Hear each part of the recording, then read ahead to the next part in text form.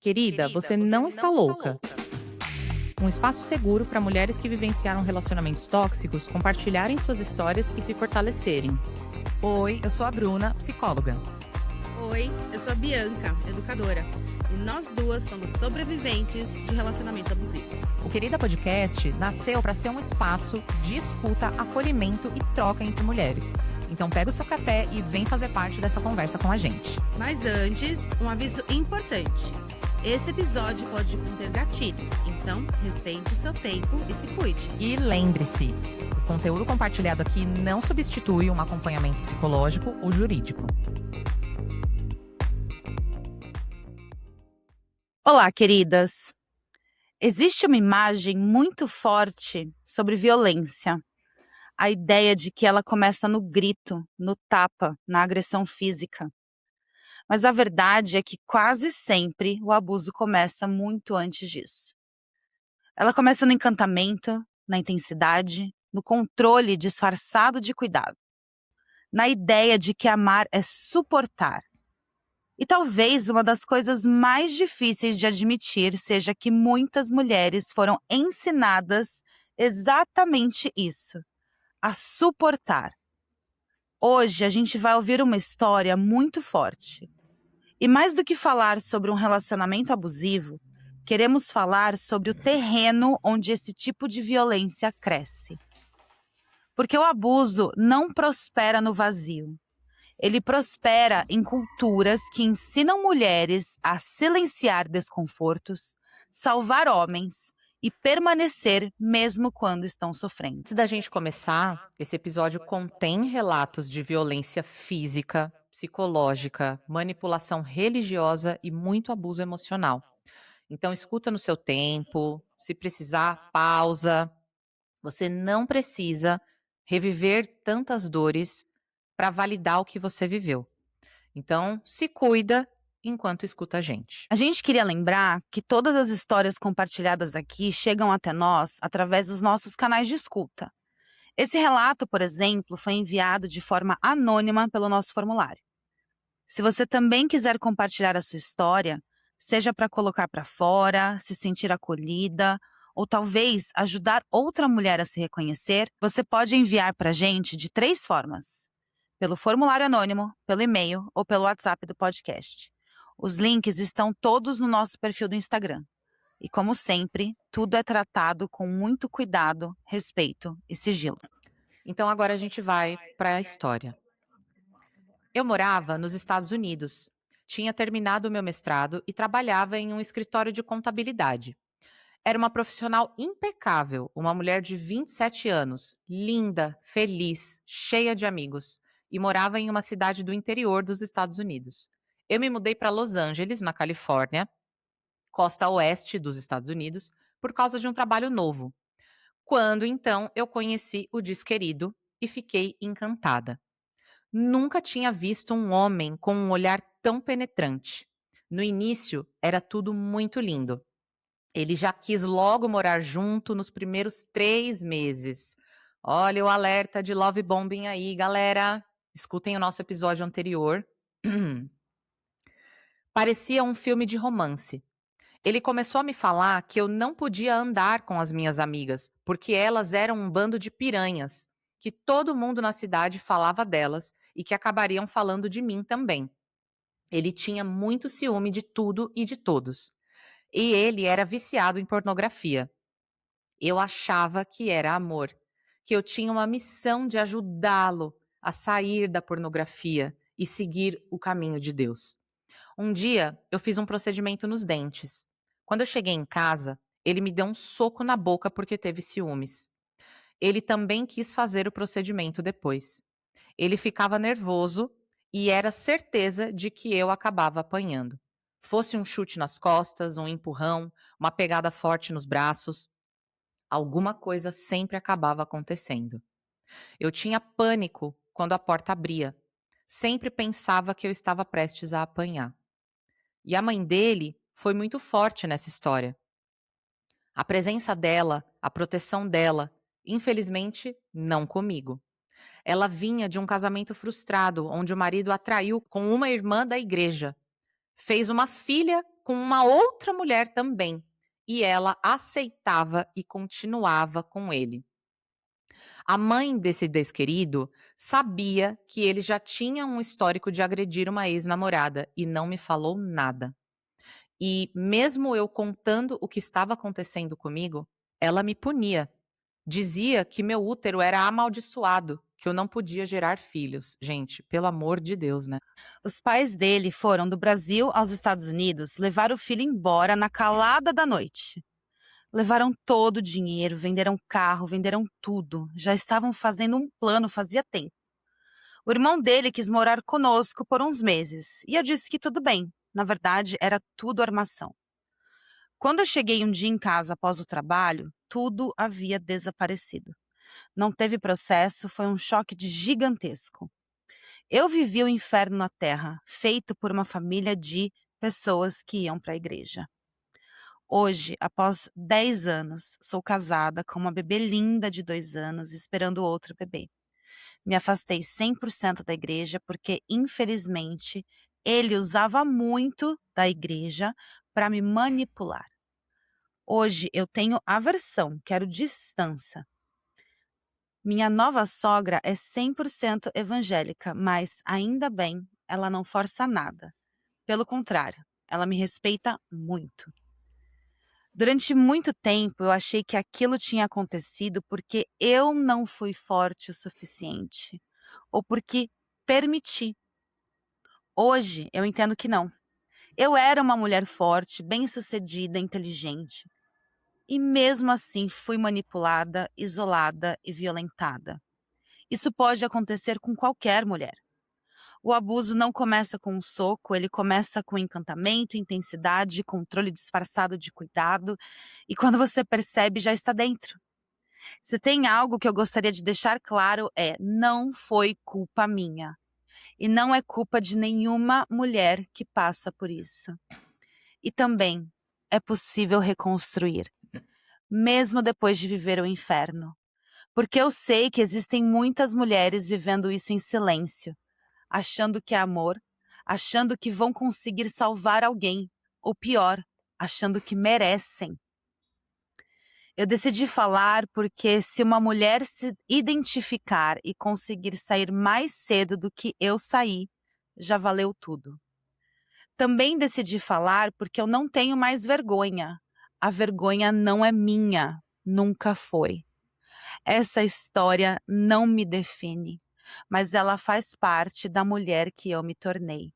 E hoje eu uso isso como força, não como ferida. Que Cara, forte. eu tô arrepiada. Nossa.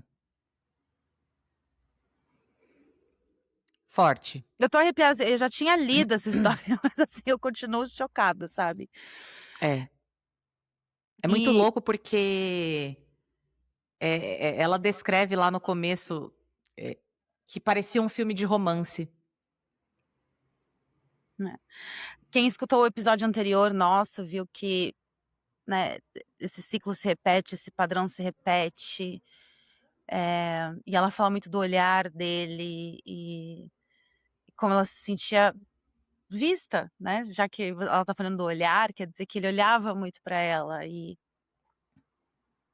ela sentia que aquele amor nunca havia existido antes. Como a querida do episódio anterior, Uhum. como a gente sentiu também quando a gente sofreu esse bombardeio, quando a gente sofreu esse ciclo. Nunca vivi isso e parece que nunca mais vou viver. Mas Esse fator novidade é um mecanismo de manipulação, né, de parecer que é inédito, que, você é diferente das outras, então eu vou ser diferente de todos os outros para você também. Como a gente falou bastante no episódio anterior, quem não escutou, sério, gente, escuta. Não é por nada não, mas é um padrão, você começa a ver histórias e mais histórias, e você vê que muitas coisas se repetem. Ou seja, não é mera coincidência, não é. Ele até pediu pra ela morar junto rápido, igual o outro desse querido. Assim, 2 mulheres diferentes, 2 caras diferentes e a história se repetindo. E Exatamente. comigo aconteceu E também isso. Ele tá me vamos morar junto. pois é, essa coisa dessa pressa, esse senso de urgência, cuidado com esse senso de urgência. Por quê? Porque geralmente eles usam isso para que a gente baixe a guarda, abra as porteiras para eles entrarem e dominarem tudo. Só que quando eles dominam, eles destroem, Ou te né? E tirar de onde aí, você tá. De te tirar de um exato. lugar seguro, de pessoas. E assim, essa querida estava em outro país. E ela era uma mulher linda, bem-sucedida, uma profissional impecável, cheia de amigos, cheia de vida. E olha o que aconteceu com ela. Cara, eu ouvi uma coisa essa semana, eu estava ouvindo um podcast sobre mulheres que sofreram golpes de um cara. Ele tirava o dinheiro delas, tal, né. E aí a jornalista que escreveu a matéria, ela fala que o pessoal comenta muito de: "Ai, e todas as mulheres inteligentes, todas as mulheres, bem-sucedidas", lógico, o cara ia atrás de mulher que tinha dinheiro, né. Eh, Como que ela acreditou nele, como enfim, esses comentários vão existir sempre enquanto houver internet, vai existir comentário assim. Mas o que ela trouxe é o seguinte, seria pior ou menos pior se acontecesse com uma pessoa que não fosse inteligente? Que diferença É faria? bizarro isso, né? Que diferença faria? Exato, exatamente. Então, você vê que ela era uma mulher cheia de vida, cheia de brilho, né? Tinha um glow ali. E aí ele vem disfarçado de príncipe encantado, de novo, prometendo mundos e fundos. Olhem os padrões. E aí, no momento em que ela já está emaranhada demais para sair, ele começa a colocar as garras de fora. Porque não foi também como se, ah, 3 meses eles foram morar juntos, aí com 3 meses e 1 dia ele estava dando socos e chutes nela. A coisa vai escalonando.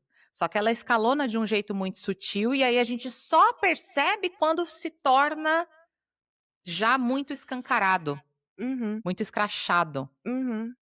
E aí Mas é vem lembrar que o abuso não começa no extremo. exato. E e é isso, acho que talvez uma das questões do porquê que eles não querem que a gente fale, e tem até na Bíblia, né, que mulher não pode falar, Uhum. que é isso, porque, nossa, espera aí, descobrimos um padrão aqui, né. Descobrimos uma coisa que eles estão fazendo que é intensidade, vamos morar juntos, ó, não gosto dessas suas amigas aí, hein, vou te isolar. É a mesma receita, Uhum. exatamente a mesma receita. Antes das garras saírem, ele precisa que você esteja isolada, dependente dele, não só financeiramente, mas às vezes emocionalmente dependente daquele amor que ele entrega, daquele carinho, daquela atenção, porque aí sim ele vai poder fazer o que ele quiser. Exatamente. E de novo, como a gente falou no episódio anterior, a maneira como eles fazem isso pode mudar, mas a essência é a mesma. Então, o isolamento ele acontece, mas a maneira como esse isolamento é feito, pode mudar. Então, por exemplo, no caso dessa história que a gente está lendo hoje, ele falava que, ai, as suas amigas são piranhas, elas são mal faladas na cidade toda, você vai ficar mal falada também. Mas eu já vi casos em que o cara falava: "Ai, olha, eu percebi que as suas amigas têm inveja de você, elas querem te apunhalar pelas costas". Ou até mesmo o cara que inventa: "Olha, eu percebi a sua amiga dando mole pra mim, isso não é amiga". Então ele vai criando coisas, reais ou irreais, pra afastar a mulher das suas amigas, dos seus amigos, às vezes até dos familiares, tá? Sim, é. E falar que a mulher é piranha, né. É piranha porque se comporta de um jeito X, de um jeito Y, porque sexualiza, porque se veste de tal forma, porque anda de tal forma, porque usa uma maquiagem de tal forma. É o mesmo homem viciado em pornografia que tá lá batendo uma para as piranha, Entre várias Uhum. aspas, tá, Sim, meninas? claro. É esse mesmo cara que usa disso para dizer: "Você não pode ser essa pessoa. Você não pode, lembrar em nenhum momento ter qualquer semelhança com esse tipo de mulher. Mas é esse tipo de mulher que me excita. É Uhum. esse tipo de mulher que me dá prazer sexual. E esse tipo de mulher é pecado, esse tipo de mulher vai me levar para o inferno". Ela traz aqui o quanto ele usava de Deus e da igreja, eh, e aí ela se coloca: será que então, o que eu tenho que fazer? Porque eu tenho que salvar ele, né, eu sou a mulher dele, eu tenho que salvar ele. Eu tenho que me comportar como uma santa, como a melhor mulher do mundo, para que eu possa salvar ele desse pecado, desse vício que ele tem em mulheres que ele julga serem menos. Uhum. No fim das contas, todas são reduzidas a um objeto, né, porque ela foi reduzida a um objeto de reabilitação, né, masculina, a um objeto de subserviência ali, né, mulher minha não é piranha, né, e aí tinha todo o contexto ali com a família também, né, mulher minha apanha calada e não fala nada e não separa, né, porque mesmo apanhando, se você separar, você vai para o inferno, porque, né, ela fala ali na história, né, que ele usava muito dessas narrativas religiosas para manter ela presa no relacionamento, que usam muito a culpa, mexem muito com a culpa, com o medo, né, um terrorismo Aham. psicológico e tudo mais. E tinha o mais triste é que nessas horas a gente vê o que o patriarcado faz com as mulheres, né. Ele tinha o aval de uma outra mulher que era a mãe dele, Uhum, uhum. que era conivente com tudo isso. Sim. Que era o que ela acreditava, né. Não colocando ela aqui nem papel de vítima, nem papel de esqueci a outra palavra, de agressora, porque ela também foi uma vítima em É alguns mais um fantoche momentos, do né. patriarcado, mais um fantoche do patriarcado, né. Porque É ela muito realmente triste. acreditava, né, ela foi ensinada também que mulher tem que salvar, e a mulher que cuida. Eu tive o meu primeiro namorado, eu tinha 19, 20 anos, ele tinha 33, tá. E eu lembro de uma vez o pai dele me falar assim: "Você curou ele. Ele era assim, assim, assim, assado, vivia na noitada, vivia se drogando, vivia isso e aquilo". E aí entra uma menina de 19 anos, e eu lembro que eu fiquei, assim, encantada com aquilo. Sério? É sério que eu fiz isso? Eu tenho esse poder?". Como se isso aumentasse o nosso valor como pessoa.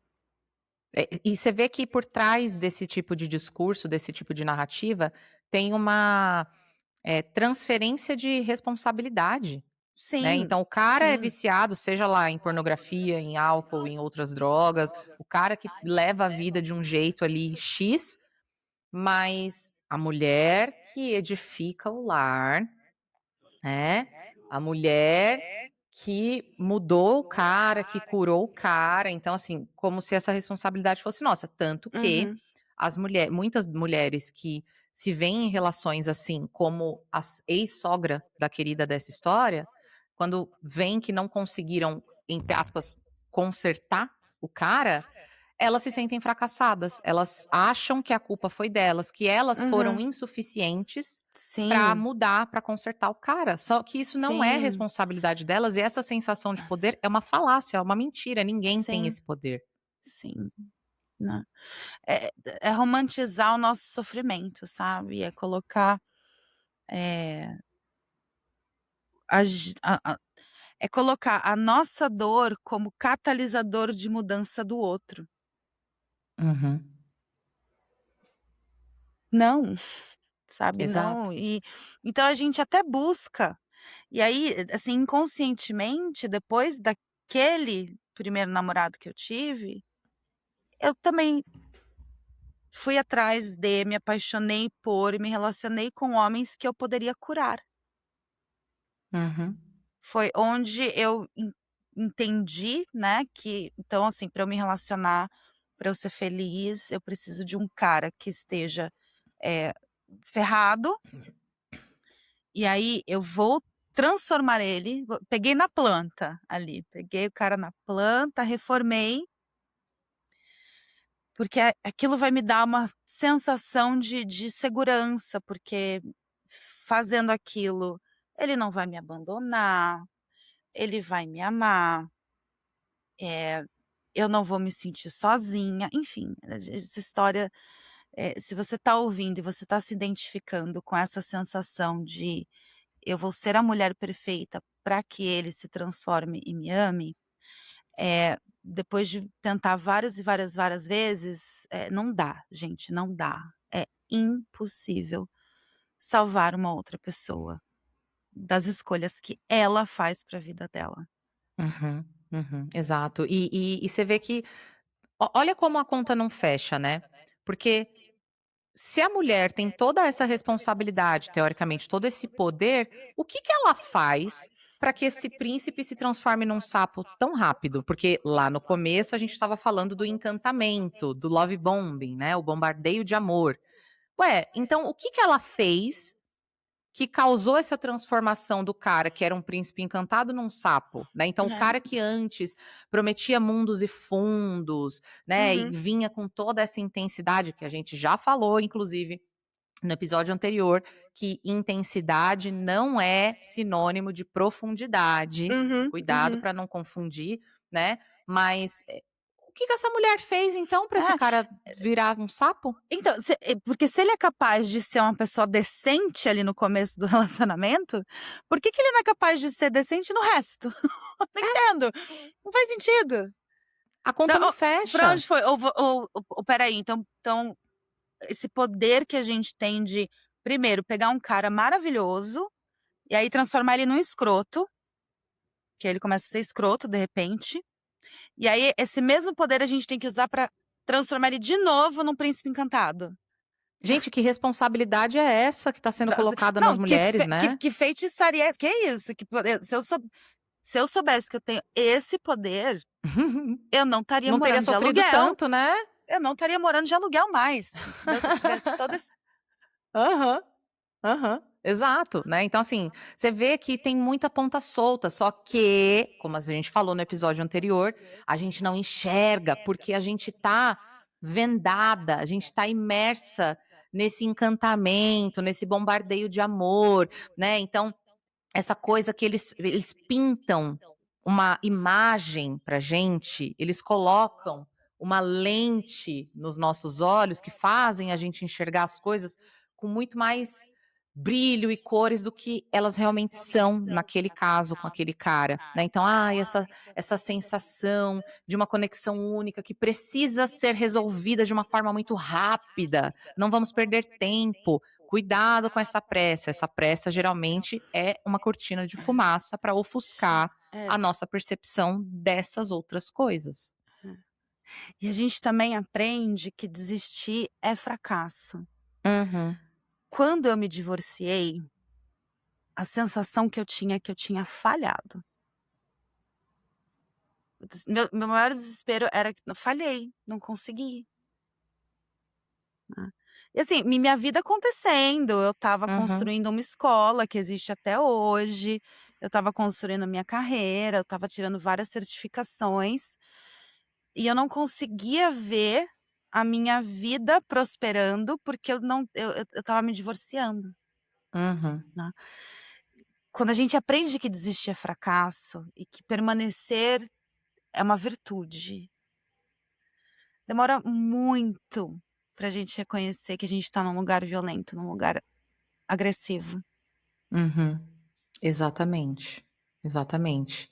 E aí, conforme a gente permanece, as coisas vão escalonando aos poucos, só que aí a gente já tá tão presa, tão emaranhada nisso, que aí já fica difícil sair, fica muito difícil sair, né. E E aí a gente fica o tempo todo num looping, né, num ciclo vicioso de ficar tentando voltar para aquela primeira versão da relação, que não se sustenta por muito tempo mais, né, porque aí logo vem uma nova tensão, uma nova explosão, por vezes uma nova agressão, né.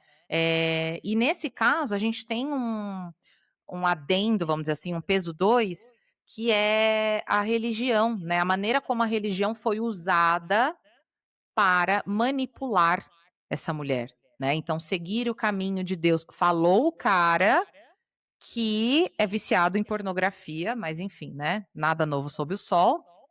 Mas assim, eh, ela foi muito pressionada, né, a ser essa santa, essa salvadora, né. A gente cai na síndrome da salvadora, a gente vira ONG de macho, né. Então, É. tudo vou suportar, até porque, Centro de reabilitação para sem machos escrotos.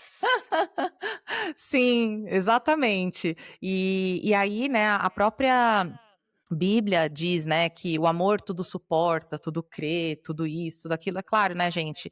A gente tem hoje no mundo, no Brasil e no mundo, várias doutrinas diferentes da religião evangélica, várias doutrinas diferentes do catolicismo. Ou seja, existem múltiplas interpretações da Bíblia, né?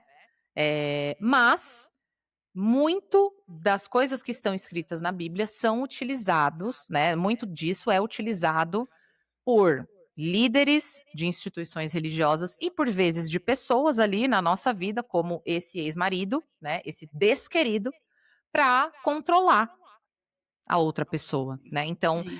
a mulher ela fica muito a mulher que está muito imersa na religião, principalmente as religiões cristãs, elas têm essa pressão a mais, de suportar tudo, de que não pode separar, de que casamento é até que a morte separe, né, de que o amor tudo suporta, de que a mulher edifica o lar. Então Sim. tem esse peso 2 aí, que tem uma influência muito grande, muito grande. E não, às vezes nem só a religião, tá, gente? E a gente não tá falando em nome de nenhuma igreja aqui, não é essa ou aquela, essa doutrina ou a outra, assim, é um conjunto ali de crenças, no geral, né, que o que a mulher deve ser, como ela deve se portar. Se vocês lembram, tem uma influenciadora chamada Cíntia Chagas, e ela uma influenciadora que sempre falou muito sobre valores conservadores, sobre o papel da mulher na sociedade. Eh, não lembro dela falar sobre religião propriamente dita, mas de trazer uma visão mais conservadora de sociedade, e ela sofreu uma violência.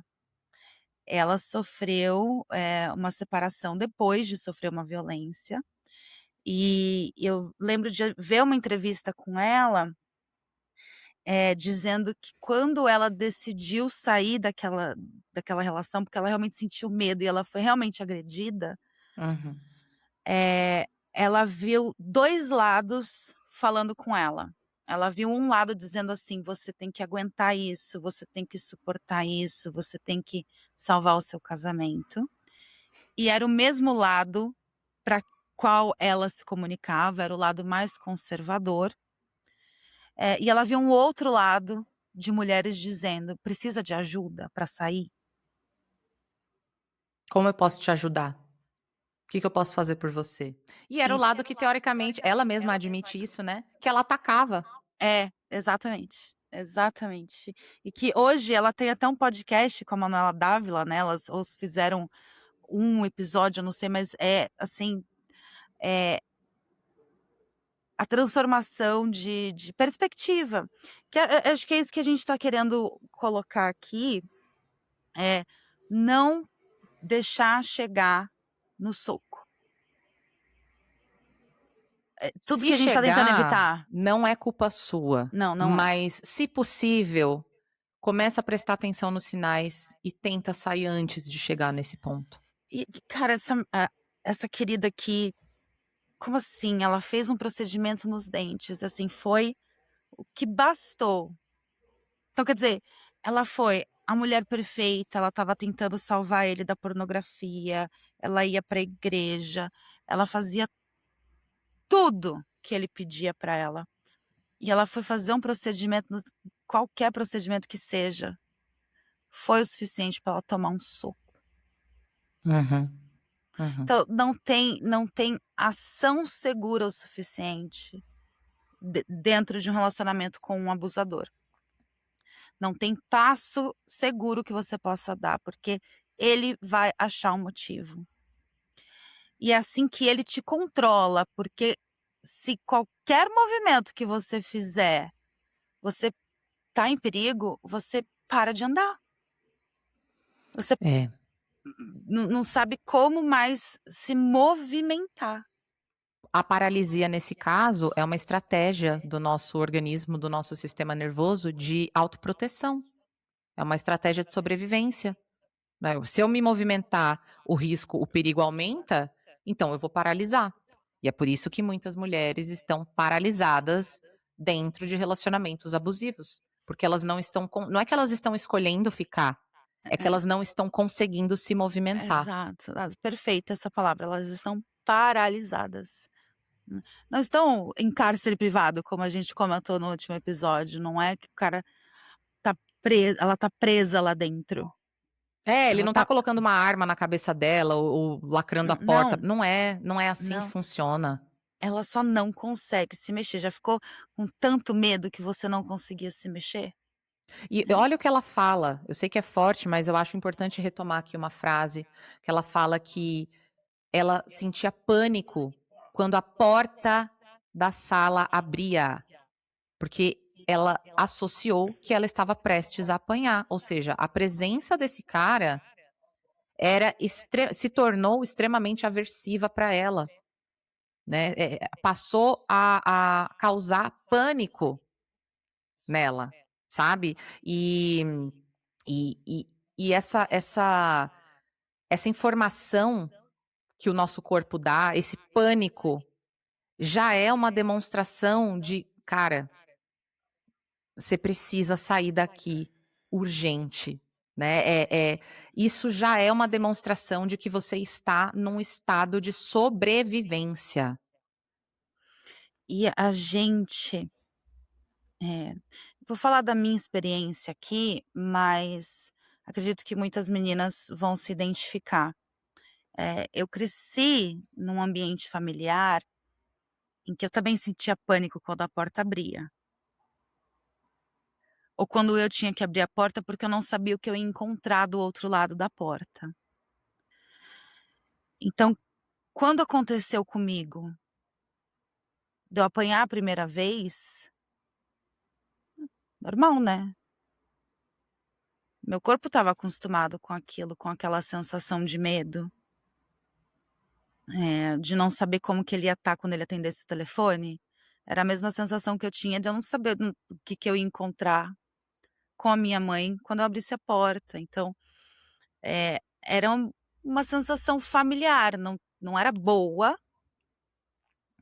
mas meu corpo sabia lidar com aquilo. Isso que é muito importante pensar que o nosso corpo aprende a lidar com as coisas para que a gente sobreviva. Uhum. Então, eu paralisei naquele relacionamento, mesmo depois de apanhar a primeira vez, porque que outra forma de me relacionar que eu conhecia? Eu não conhecia, eu tinha 19, 20 anos, não conhecia. Uhum. E aí a gente normaliza estar o tempo todo em hipervigilância, com medo constante, e esses sinais que o nosso corpo vão dando já são ali sinais de trauma, né? O nosso corpo já está processando.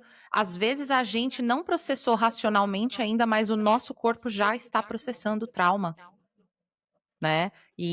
Ui, esbarrei aqui de novo no microfone, porque eu sou A dessas. a Bruna tem um relacionamento abusivo com o microfone dela, Tenho, gente. gente, é difícil aqui a relação. E você vê que, olha que, não vou dizer interessante, né, mas que intrigante, né, que uma outra coisa que ela fala no relato, ele ficava nervoso e era certeza que eu ia acabar apanhando. Mas o controle não tá na mão da mulher? Não é a mulher que tem o poder De de salvar. mudar o homem, de fazer o relacionamento É, ser bom ou ruim, é. mas não bate, não bate, sabe? Então, ué, o que estava acontecendo? Aí lógico, vinha a mãe do desquerido dizer: "A culpa é sua. Cara, você não consegue ter filhos? O útero amaldiçoado", foi isso que ela falou? Foi. O seu útero é amaldiçoado, porque você não consegue gerar filhos. Olha gente, e assim, não faz muito pouco tempo que as pessoas, não sei se todo mundo sabe disso, mas quem determina o sexo da criança é o pai, né. E durante muito tempo a mulher era culpada por não gerar um homem. Uhum. Era ela que era, se você não deu luz a um homem, a um herdeiro, óbvio, eles precisavam manter o poder com quem tinha poder, o dinheiro dentro da família que tinha dinheiro, e só homens poderiam ser donos desse dinheiro e desse poder. Então a mulher tinha que gerir um outro homem. E se ela não conseguisse, enfim, não é um dia de falarmos de histórias, Uhum. mas, até a gente descobrir, não, espera aí, quem determina o sexo do bebê é o espermatozoide. E aí? Sabe, aproveitando isso que você falou, uma coisa interessante é que quando você vai olhar, né, para antropologia, sociologia, história, tal, você vê que o patriarcado começou principalmente quando os homens perceberam que a gravidez não era uma mágica das mulheres e que eles eram responsáveis porque a sementinha vinha deles, né? Eles entenderam que o espermatozoide, né, tal, tal, tal, gerava, né? E aí, por anos, se acreditou que a fecundação acontecia a partir do espermatozoide mais rápido, né? O primeiro espermatozoide a chegar no óvulo é o que vai fecundar e vai gerar a É o gravidez, a alfa. vida, exatamente, é o espermatozoide alfa. E recentemente, super recentemente, a ciência conseguiu provar que não é o espermatozoide mais rápido nem mais esperto, é o óvulo que escolhe. Olha só. É o óvulo que escolhe. O que tem no espermatozoide, realmente o óvulo não tem controle, né? Que aí é o gene para ser sexo feminino ou masculino. Mas enfim, a gente, né, desviou um pouco aqui, mas só para vocês entenderem que assim, gente, é tudo sobre poder.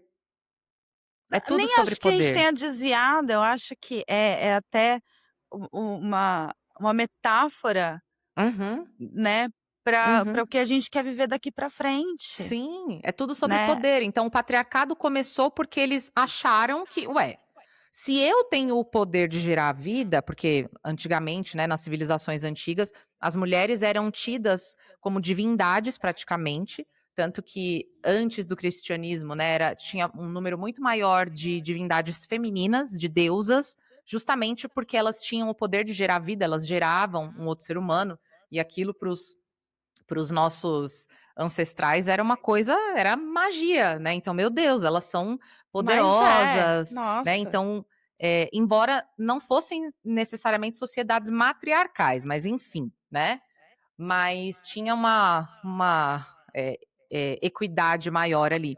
Só que aí quando os homens, começaram a perceber que eles tinham influência nisso, aí começou aquela história de subir para a cabeça, sabe, Uhum, a uhum. síndrome do pequeno poder?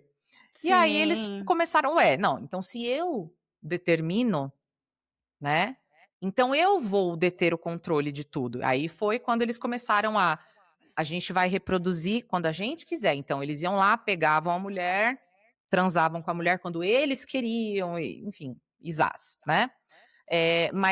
E aí tudo, a partir disso, tudo foi se desenvolvendo para esse poder masculino ser cada vez maior, cada vez mais, como é que eu posso dizer? Generalizado, né, em todas as outras áreas da vida, não só em termos políticos e econômicos, mas tudo.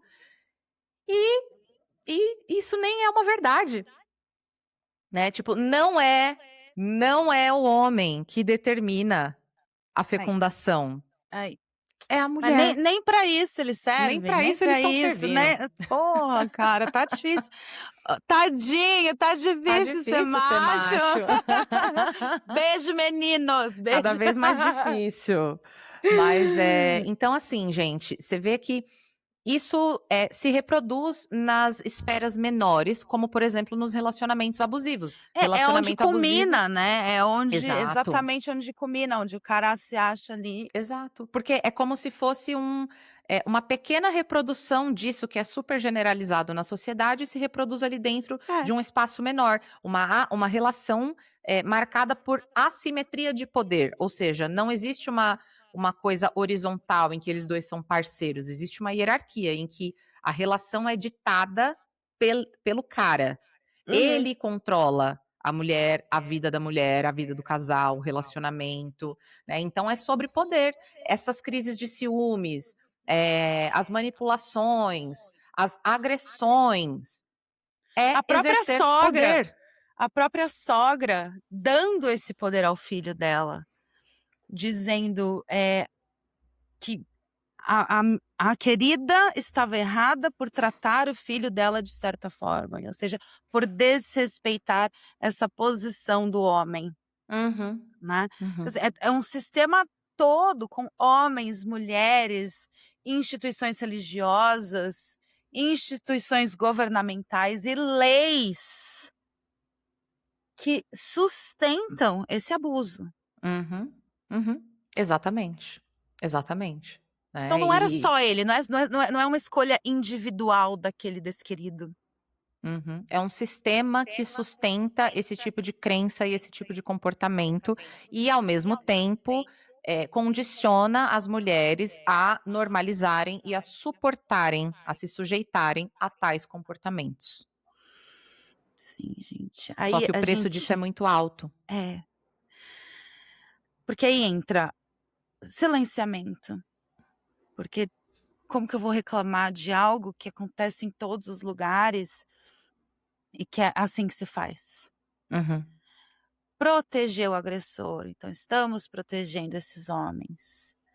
A misoginia vira um comportamento como respirar, uhum. né.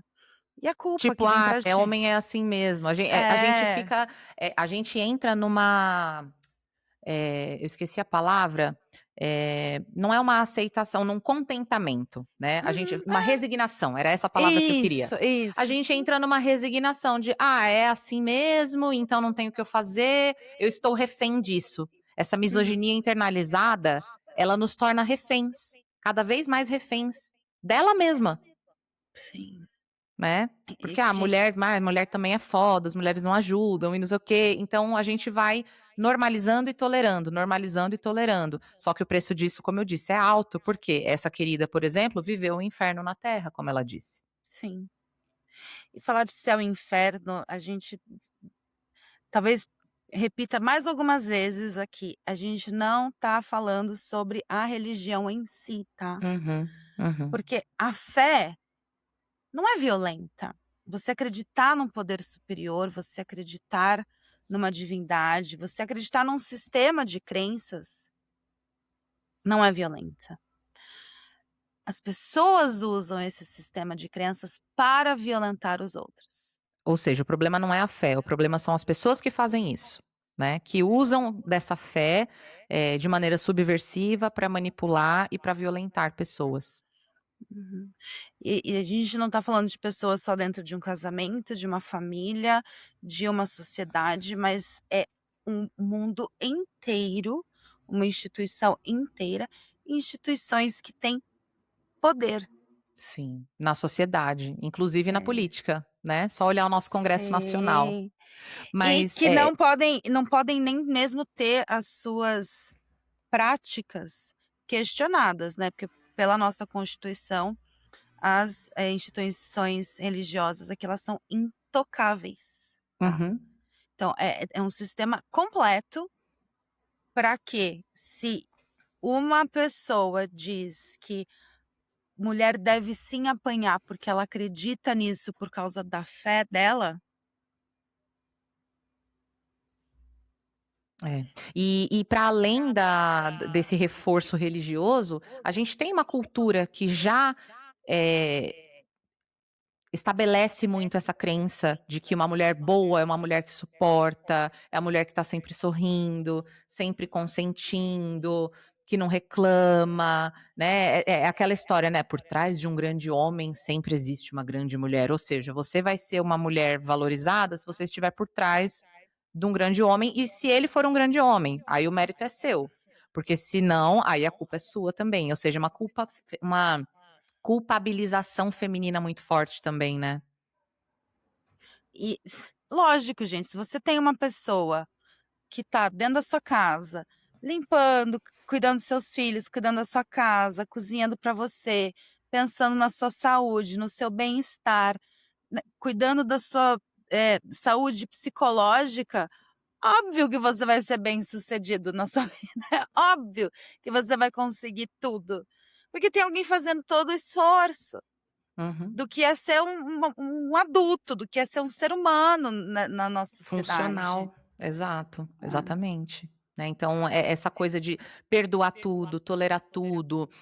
"Ah, não, você tem que salvar o seu casamento", né, "Você tem que manter a sua família a qualquer custo". Será que é a qualquer É, custo? é.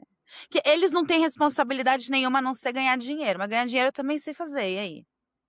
Que É. diferença que é? Que E é aí onde muitas violências acabam sobrevivendo, né, Bia? E vão se perpetuando muitas vezes por anos. porque se a menina que tá lá, se a querida que tá lá, ela não consegue ter o dinheiro dela, ela vai precisar dele. É. E uma coisa triste é que tem muitos relacionamentos abusivos que não acabam porque a vítima conseguiu sair. Elas acabam porque o agressor resolveu encerrar, Que foi o que aconteceu com essa que desquerida. foi o que Ele aconteceu. ele largou levou tudo dela, tudo. Carro, dinheiro, tudo, rapou tudo, né. Ele simplesmente desapareceu, abandonou, literalmente ele abandonou a esposa dele, né, a esposa. Essa mesma figura que ele dizia que perante Deus não poderia se desvincular dele, mas ele pôde se desvincular dela. E assim, eu tenho certeza que quando isso aconteceu, a primeira reação dela foi: "O que que eu fiz?". Uhum, uhum.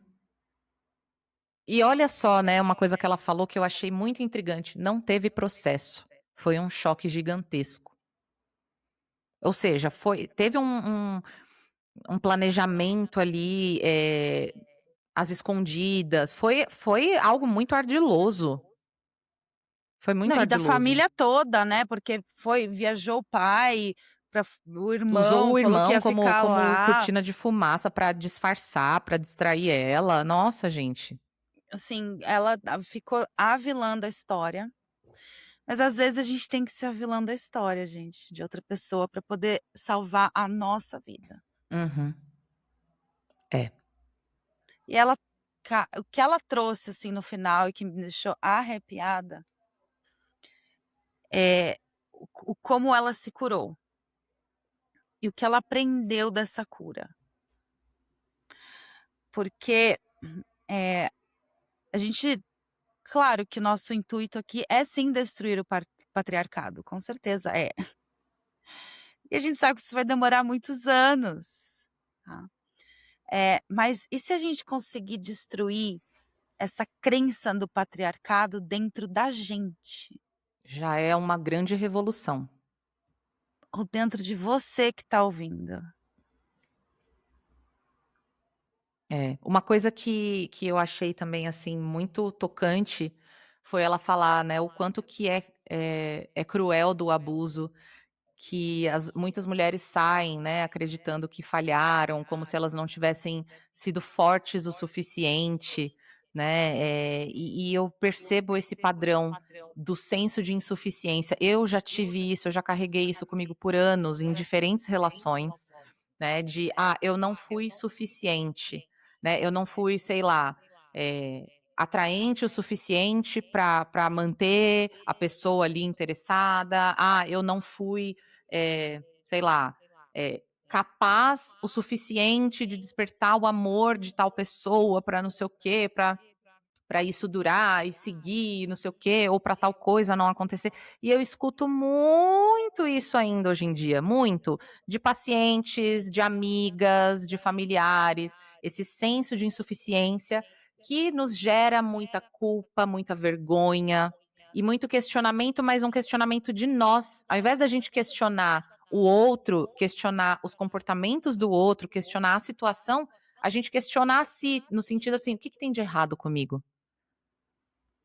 E é o que faz também a gente continuar tentando, continuar, eh, querendo superar e fazer mais, e entregar mais, e se doar mais. Então, Uhum. se eu for mais amável, mais bonita, mais presente, só que nunca vai ser o suficiente para esse sistema. Não.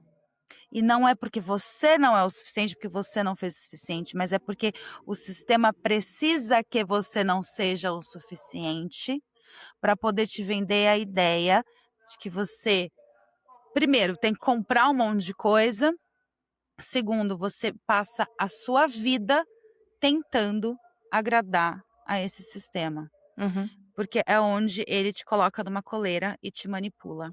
Sim, sim, exatamente. Tanto que hoje a gente tem um cenário em que as mulheres já ocupam o mercado de trabalho, já têm independência financeira, mais de 50% dos lares brasileiros são chefiados por mulheres, né? Só vocês entrarem lá no site do IBGE, né, para verem esses dados.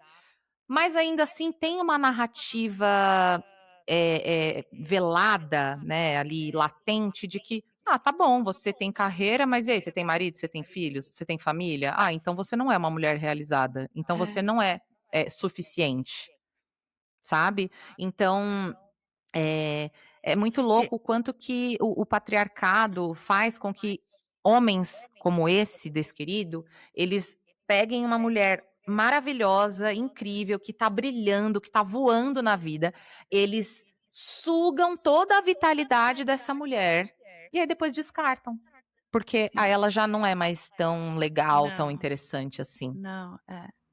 E é tão impossível ser o suficiente para esse sistema, que você falou, né, construir uma carreira. "Ah, mas você ainda não casou", "Casei". "Ah, mas você não teve filhos", "Tive filho". "Ah, mas seu filho não entrou na faculdade", "Entrou na faculdade".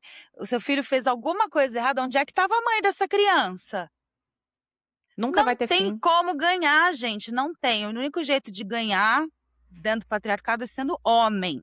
Uhum, uhum, exatamente, exatamente. Então assim, cara, que história forte, mas que bom que com essas histórias a gente vê que apesar de ser pesado sim, de ser complicado, e muitas mulheres infelizmente não conseguem chegar no final, na saída de histórias assim, mas que bom que existe um caminho para sair, que essa querida conseguiu sair, conseguiu se reconstruir, e ela fala, né, que hoje ela entende que não é culpa dela, né, ela reconhece que ela já era antes desse cara uma mulher forte, inteligente, bem-sucedida, mas, cara, é isso, mesmo assim, ela foi manipulada, porque isso, o abuso, não é sobre a vítima, é sobre o abusador. Não importa se Sim. você é rica, se você é pobre, se você é inteligente, se você é pouco letrada, entendeu? Não Se você é de importa. direita, se você é de esquerda, a gente deu o Exato. exemplo aqui da Cíntia, que aconteceu com ela, uma mulher abertamente que se declara como uma mulher conservadora, de direita, não Uhum. importa. Exato, exato. Assim como muitas mulheres De progressistas esquerda, se sim. relacionam com caras Gente, progressistas e olha a sofrem. gente aqui, a gente Uhum. escuta, O sabe, punk típico esquerdomacho. feminista. Porra, Exato. porra, E aconteceu com a gente ninguém também. escapa, não tem E classe social, não tem. não tem, né.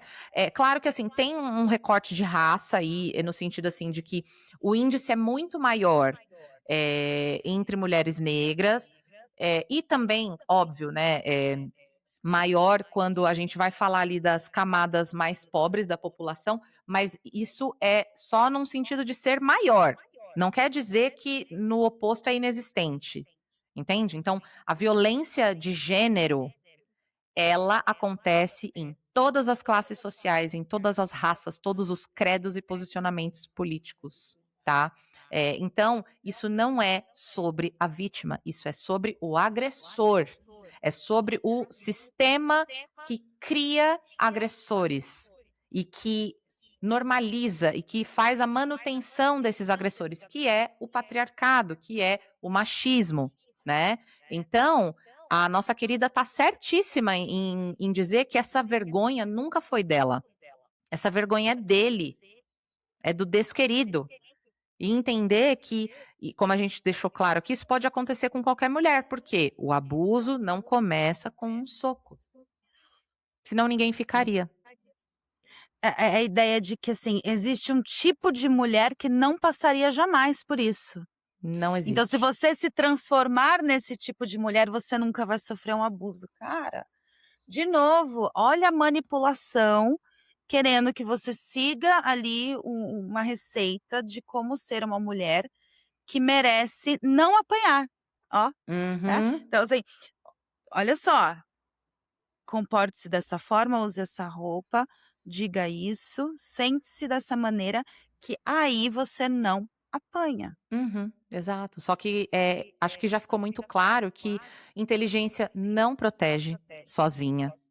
Independência sozinha também não nos torna imunes de cair nessas ciladas. E o abuso, ele é uma construção gradual, psicológica, muito sutil. Gente, a inteligência não protege. Olha aqui, somos 2 mulheres. Nós 2 estudamos na USP. Tá? Tudo bem, a gente pode entrar numa discussão ali de privilégios. Tivemos sim os nossos privilégios, mas a gente não está falando de inteligência intelectual. Tem de inteligência emocional, porque durante nossa vida toda a gente fez terapia, Uhum, sabe? A gente, uhum. né? Então, assim,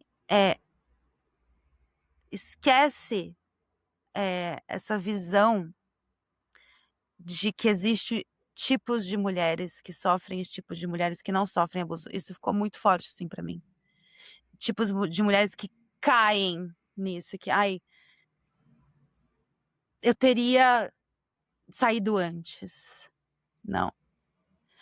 Se você ouviu esse episódio e pensou exatamente isso, se você pensou, eu teria suportado menos, cuidado, gente, porque quase nenhuma mulher entra numa relação achando que vai viver violência. Ela entra acreditando que está vivendo o amor. E talvez seja justamente por isso que precisamos questionar tanto as mensagens que ensinamos às mulheres desde cedo. Que amar é aguentar, que permanecer é virtude, que salvar alguém é prova de amor. Não é. Você não precisa se destruir para merecer ser amada. E hoje, se você está vivendo algo que te diminui, que te assusta, que te silencia ou te faz sentir medo, isso importa. Isso é um dado muito importante. Você merece relações em que exista respeito, segurança e cuidado de verdade. E principalmente, a vergonha nunca é sua. A gente tá com você. E aí, o que você achou desse episódio? Conta pra gente. Se essa conversa fez sentido e você gostou desse episódio, compartilha com outra querida. Deixa uma avaliação na plataforma e nos ajude a alcançar mais mulheres que também precisam ouvir que elas não estão loucas. E você pode enviar sua história pra gente. Os nossos canais de escuta estão no nosso Instagram, que é @querida.podcast, tanto pelo formulário anônimo, e-mail ou WhatsApp. Obrigada por estar aqui com a gente hoje. Você não está sozinha. O Querida é feito com muito carinho por pessoas que acreditam na força da escuta e das histórias compartilhadas. Curadoria e roteiro por nós duas, Bru e Bia. Edição e design sonoro por Ed Grandesse. Identidade visual por Malu Bissaco. Até o próximo abraço sonoro.